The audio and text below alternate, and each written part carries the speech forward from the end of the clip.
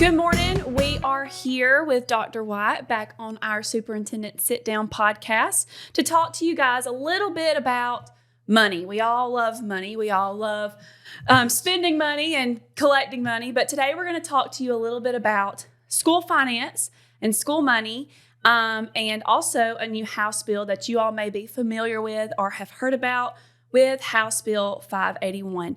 Dr. White, let's just go ahead and get started. Can you please... It's a little confusing, this House Bill 581. There's been a lot of discussion about it, a lot of posts about it. It was passed in November. Can you please give our teachers and our community members kind of a background on what that is and how that would we're going to do the short version, and I'll be honest with you, it is confusing, so just know that as we get into it. But basically for the school system, it will cap the amount of property tax we can levy on homestead exemption. Now, here's where it gets a little bit more confusing, because if it's on rental property or businesses or industry, it doesn't cap it on that, but it will cap the amount of property tax you can levy on homestead exemption property. So that means if you own your home, there's only so much that the school system could levy based off of the consumer price index and the inflation rate. And right now, from my understanding of it, they're going to use the consumer price index to determine the inflation rate for the prior year. So that will cap that as far as how much property tax we levy on that, which in the long run will limit the amount of revenue we get off of property tax. So that's part of that, but also in HB 581, there is a sales tax that's going to be allowed not for the school system, but for local governments like Rome City government and Floyd County government. They can levy that 1 cent tax that would go on property tax. So it would help the property owner as far as that sales tax goes. But that's kind of a real brief summary of what it's all about and how it works. Now, I do want to say this.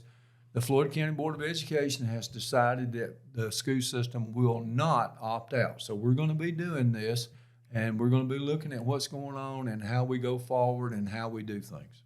And so part of that process when it was passed, you mentioned the sales tax, that was in the bill for county governments, city governments, but not for school districts. They did not have that option. School districts were not included in that 1 cent sales tax. And part of the process, if they were given the option to opt out, and there was a process and procedure, and Floyd County did take part in that with the intent or the looking into possibly opting out, and we did that, and then our board decided to stay in. Yes. And now, it's your decision to do what's best and to make those decisions for our system. Yes, and here's where I am as superintendent. The board has made the decision. It's now in my hands to make sure we go forward and look at our finances and manage our resources so we are not in a situation where we have to reduce staff or have any kind of RIF or anything like that. So as we go forward, that's what we're going to do. We're going to be more efficient in how we handle our money and look at positions, and as people retire or take other positions, we're going to evaluate whether we can do without that position or possibly combine positions and those kind of things. Evaluate how to be more efficient, which, we do in our houses every day. That's what we're planning on doing. And to your point, we've started that already at the central office in combining positions, eliminating them. When people retire, not replacing them. I think it's been 7 over the last few months. Yes, and we will continue to do that. And I want to be transparent because there is a perception in our community and in our school system that we're overstaffed at the central office. That's a common misperception in my opinion, because I don't think we are.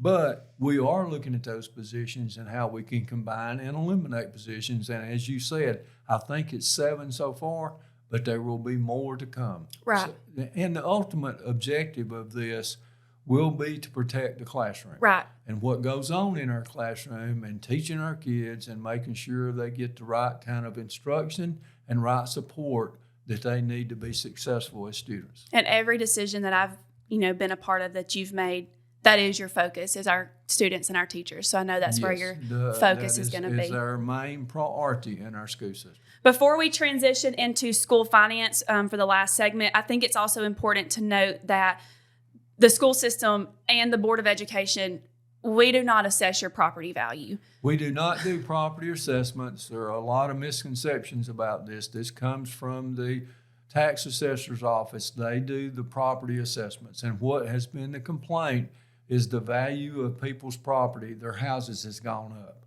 And on one side, that's good that your house is worth more. But on the other side, if it's worth more, you have to pay more property tax.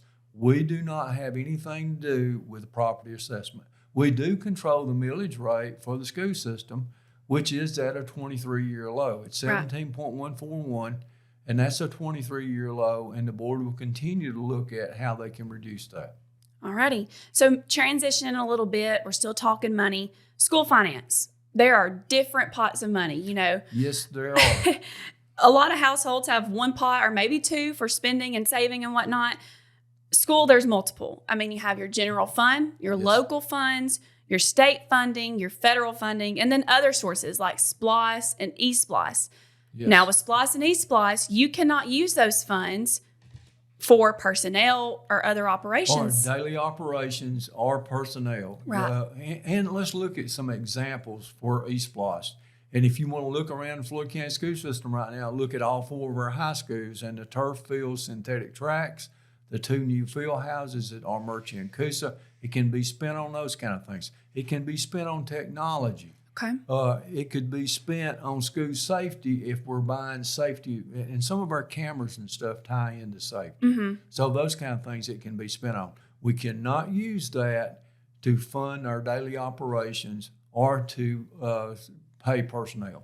Right, and that's where the property taxes, that's where that comes in for our local general fund to help with that. And one of the great things about Floyd County is we're not in debt.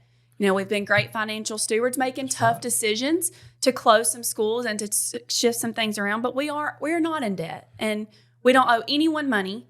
So that's helpful as far as the general fund goes. Yes, and we are in real good financial shape at this point in time, which will allow us to carry on as we go forward this next year.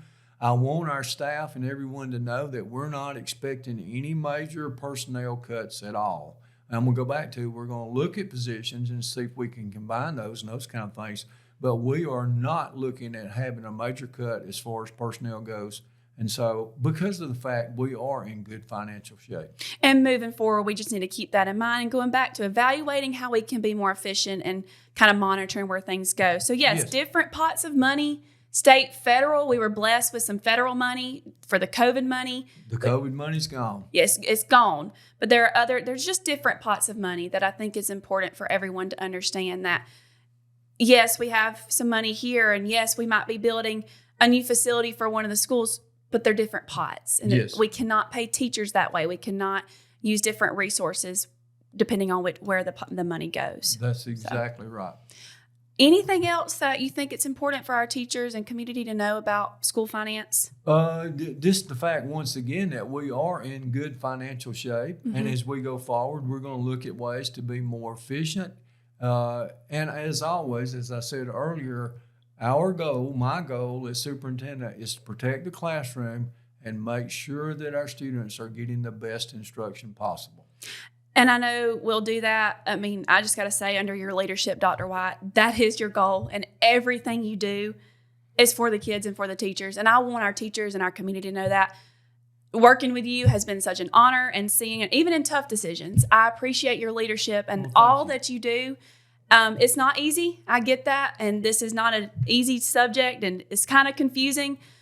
But you go with it, and you're the leader, and we appreciate you. Thank you so much. I appreciate you, and I appreciate all of our teachers and staff in Floyd County School System. Thank you so much. Thank you. If you ever have questions or concerns, please reach out to me, Kirsten, Star Smith, our finance director, and even Dr. White. We'll be happy to speak with you.